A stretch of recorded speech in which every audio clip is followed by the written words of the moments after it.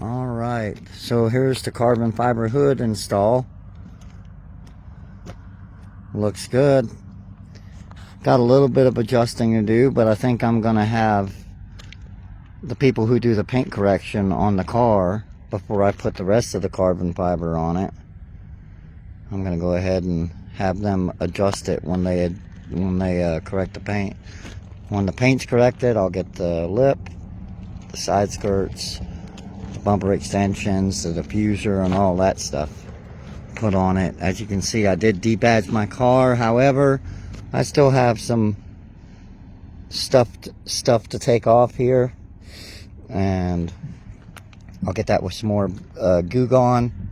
And worst case scenario, I'm having like the paint corrected, so all that's gonna come off. But can't wait. She's falling in line.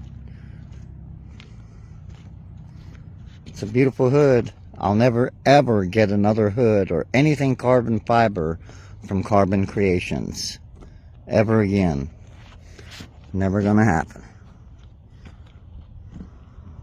But there you guys go. She looks good.